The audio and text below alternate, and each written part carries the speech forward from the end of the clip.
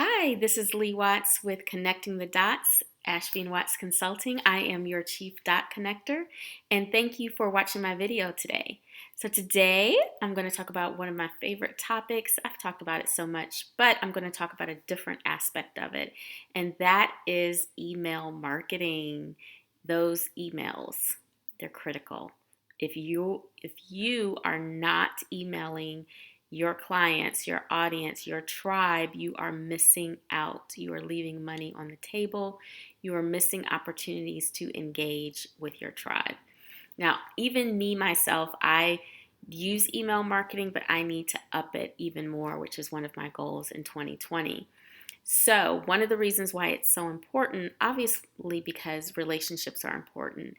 And we know that we cannot depend on social media as our primary vehicle for communicating with our audience. Anything can happen to social media. Anything can happen to a person who's decided to quit Facebook or not check it for a month or whatever the situation.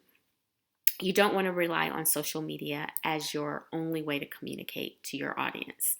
So make sure you start those email lists and you build up a rapport with your clients, with your customers. One of the first things I do, very first things I do when I start with a new client is I make sure we get those emails into a list and we reach out via my favorite platform is MailChimp.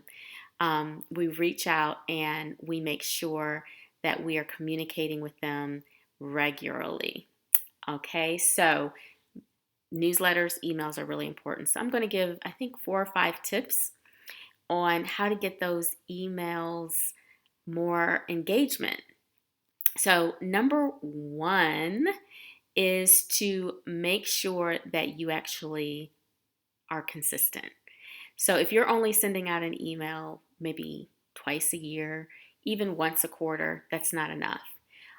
We are bombarded with emails in our inbox. They're cluttered. If you want to rise above the noise, you need to be more consistent.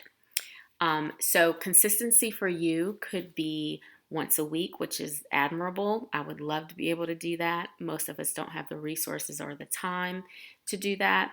So, but if you can, that's great. Or maybe every 2 weeks, or at the very least once a month. Once a quarter, I would not recommend. So let's up that if you have not already. The second thing is to personalize if you can. Again, one of those things, one of my goals for 2020. But if you have the names and yes, the names of the people in your on your mailing list, not just the email addresses, but at least their first names. Be sure to put that into your, again, I love MailChimp, but put that into your mailing list so that you are able to personalize your emails as much as possible.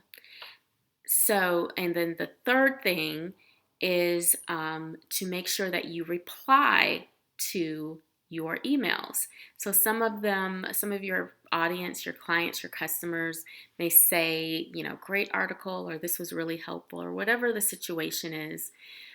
Make sure you reply. Don't let them feel like it's going into a black hole. Don't finish up your emails, finish up your newsletter, send it out, and then you're done and you don't touch it again.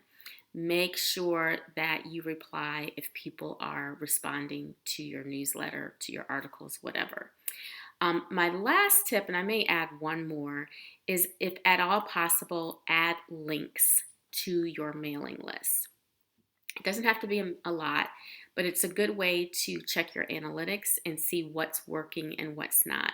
So if you're asking a question, if you're seeking engagement, if you have a survey, something that you're directing people to click on to get more information, or you're selling something, whatever it is, on the other side of whatever email platform you're using, most of them have a way where you can look at the analytics. You can tell what people are clicking on, what's resonating with people, and that is a good way for you to continue to build your email strategy, to know what's working and what's not.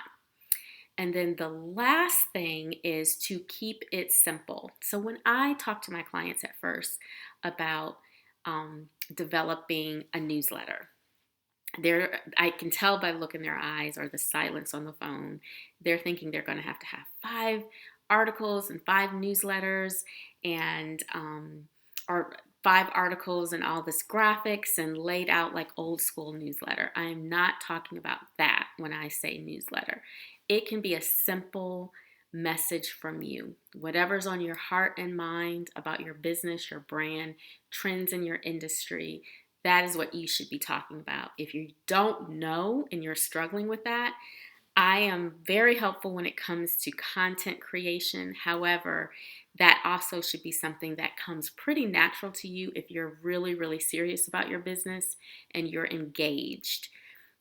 So I do help with content creation, but I do expect my clients and you, if you're not my client, if you're serious about your business, I expect you to have some of that already here because, again, you should be engaged in reading, listening to podcasts already, watching videos, following people.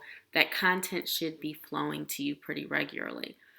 But again, going back to my main point, keep it simple. You don't need a lot of colors.